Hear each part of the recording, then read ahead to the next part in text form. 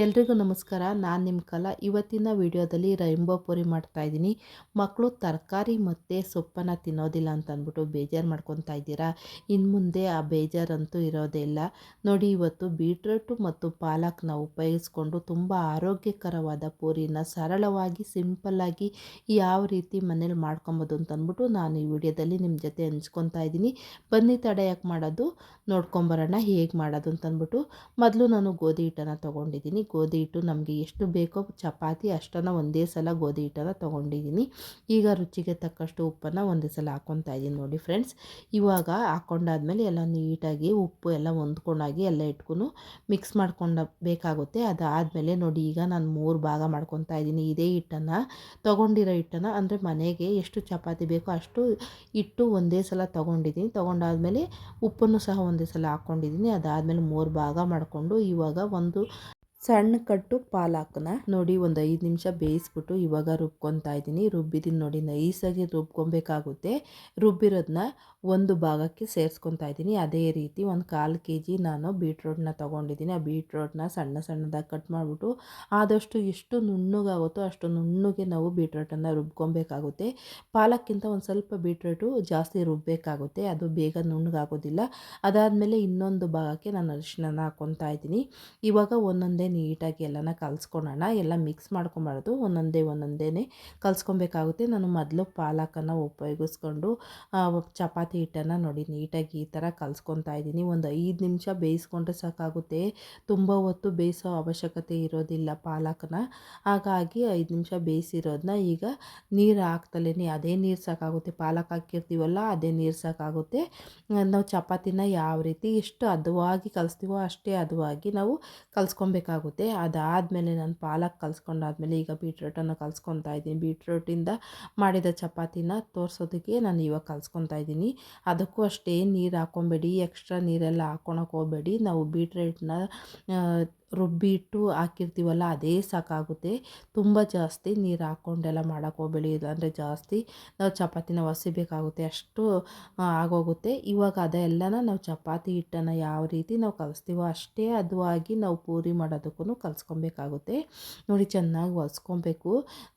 ಆದಷ್ಟು ನಾವು ಕಲಸಿದ ತಕ್ಷಣವೇ ಮಾಡಿದ್ರೂ ಅಷ್ಟೇ ಚೆನ್ನಾಗಿ, ಚಪಾತಿ ಮಾಡಿದ್ರೂ ಅಷ್ಟೇ, ಪೂರಿ ಮಾಡಿದ್ರೂ ಅಷ್ಟೇ ತುಂಬ ಚೆನ್ನಾಗಿ ಬರುತ್ತೆ, ಅಷ್ಟು ನೈಸಾಗಿರುತ್ತೆ. ನಾವು ತರಕಾರಿ ಮತ್ತು ಸೊಪ್ಪನ್ನು ಉಪಯೋಗಿಸಿ ಮಾಡಿದ ಚಪಾತಿ ಆಗಿರ್ಬೋದು, ಪೂರಿ ಆಗಿರ್ಬೋದು. ಇವಾಗ ಅರಿಶಿನ ಉಪಯೋಗಿಸ್ಕೊಂಡು ಈಗ ಚಪಾತಿ ಹಿಟ್ಟನ್ನು ನಾನು ಕಲಿಸ್ಕೊತಾ ಇದ್ದೀನಿ. ಚಪಾತಿ ಹಿಟ್ಟಿನ ಅದಕ್ಕೇ ಪೂರಿಗೆ ಬೇಕಾಗಿರುವ ಹಿಟ್ಟನ್ನು ಕಲಿಸ್ಕೊತಾ ಇದ್ದೀನಿ.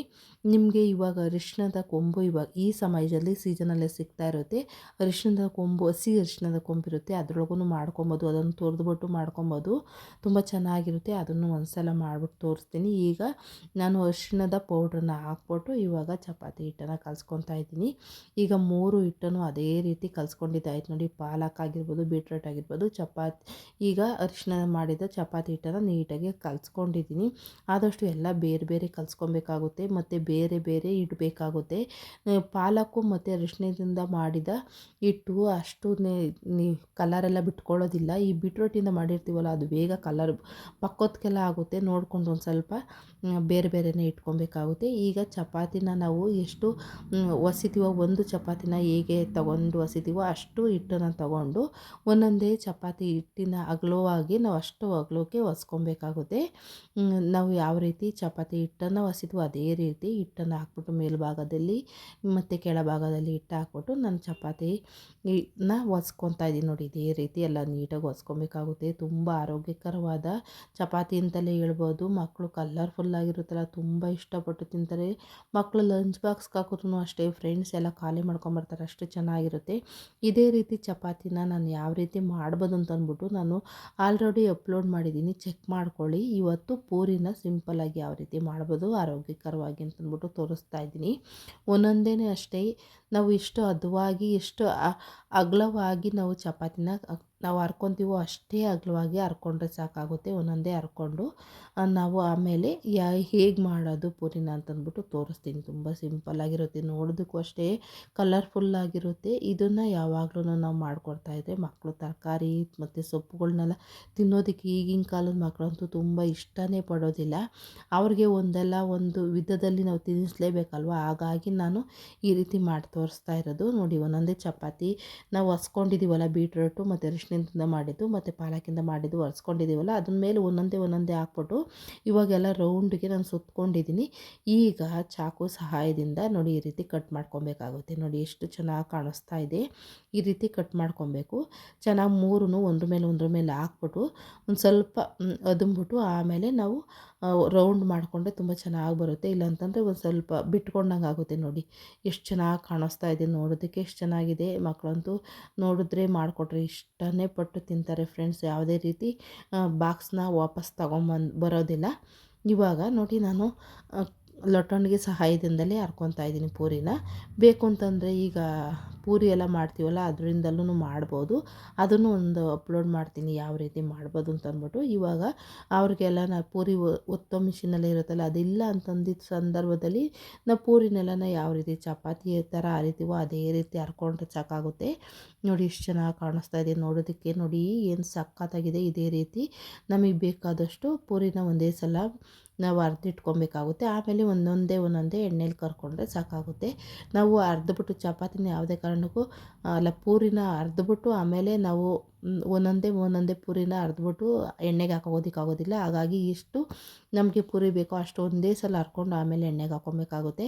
ಎಣ್ಣೆ ಕಾಯೋದಕ್ಕೆ ಇಟ್ಟಿದೆ, ಒಂದು ಅರ್ಧ kg ಎಣ್ಣೆ ಆದರೆ ಸಾಕಾಗುತ್ತೆ. ಆದಷ್ಟು ಪೂರಿ ಮಾಡಬೇಕಾದ್ರೆ ಒಂದು ಸ್ವಲ್ಪ ಎಣ್ಣೆ ಜಾಸ್ತಿನೇ ಇರಬೇಕು, ಆವಾಗಲೇ ಉಬ್ಬಿ ಎಲ್ಲ ಬರೋದು ಪೂರಿ ಎಲ್ಲ. ನೋಡಿ ಎಷ್ಟು ಚೆನ್ನಾಗಿ ಕಾಣಿಸ್ತಾ ಇದೆ. ನೋಡಿ ಎಷ್ಟು ಚೆನ್ನಾಗಿ ಮಾಮೂಲಿ ನಾವು ಪೂರಿನೆಲ್ಲ ಮಾಡ್ತೀವಲ್ಲ ಅದೇ ರೀತಿ ಉಬ್ಬಿದೆ.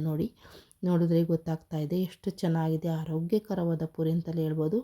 ಎಣ್ಣೆಯಿಂದ ಕರೆದಿರ್ತೀವಲ್ಲ, ಹಾಗಾಗಿ ಒಂದು ಸ್ವಲ್ಪ ಇವಾಗ ಪೂರಿ ಎಲ್ಲ ಕೊಡಬೇಕಾದ್ರೆ ಒಂದು ಸ್ವಲ್ಪ ಹಸಿಯಾದ ತರಕಾರಿಗಳ್ನ ಕೊಟ್ಟರೆ ಸಾಕಾಗುತ್ತೆ. ಯಾವಾಗಲೂ ನಾವು ಕರೆದಿರೋ ಪದಾರ್ಥಗಳ್ನ ಏನು ಅಷ್ಟೇನು ತಿನ್ನೋದಿಲ್ವಲ್ಲ, ಈಗ ತಿಂದರೂ ಅಷ್ಟೇ ಅದೇ ಥರ ಆರೋಗ್ಯಕರವಾಗಿ ತಿನ್ನಬೇಕು ಅಂತಂದ್ಬಿಟ್ಟು ಇವತ್ತು ನಾನು ಸಿಂಪಲ್ಲಾಗಿ ಸರಳವಾಗಿ ರೈಂಬೋ ಪೂರಿನ ಯಾವ ರೀತಿ ಮಾಡ್ಬೋದು ಅಂತಂದ್ಬಿಟ್ಟು ಈ ವಿಡಿಯೋದಲ್ಲಿ ನಿಮ್ಮ ಜೊತೆ ಹಂಚ್ಕೊಂಡಿದ್ದೀನಿ. ಮಕ್ಳಿಗಂತೂ ತುಂಬ ಇಷ್ಟ ಆಗುತ್ತೆ. ಮಕ್ಕಳಿಂದ ಹಿಡಿದು ದೊಡ್ಡವ್ರವರೆಗೂ ಕೊಡ್ಬೋದು, ಚೆನ್ನಾಗೇ ಇರುತ್ತೆ ಫ್ರೆಂಡ್ಸ್. ಇವತ್ತಿನ ವಿಡಿಯೋ ನಿಮ್ಮೆಲ್ಲರಿಗೂ ಇಷ್ಟ ಆಗಿದೆ ಅಂತ ನಾನು ತಿಳ್ಕೊಂಡು ಇವತ್ತಿನ ವಿಡಿಯೋನ ಇಲ್ಲಿಗೆ ಎಂಡ್ ಮಾಡ್ತಾಯಿದ್ದೀನಿ. ಈ ವಿಡಿಯೋ ಇಷ್ಟ ಆದರೆ ಗೊತ್ತಿದೆಯಲ್ವ ನಿಮಗೆ, ಈ ವಿಡಿಯೋಕ್ಕೊಂದು ಲೈಕ್ ಕೊಡಿ. ಹಾಗೆ ನಿಮ್ಗೆ ಗೊತ್ತಿರೋರಿಗೆ ನಿಮ್ಮ ಹಿತೈಷಿಗಳಿಗೆ ಈ ವಿಡಿಯೋನ ಶೇರ್ ಮಾಡಿ. ನಿಮ್ಮ ಅನಿಸಿಕೆ ಅಭಿಪ್ರಾಯನ ಕಮೆಂಟ್ ಮೂಲಕ ವ್ಯಕ್ತಪಡಿಸಿ.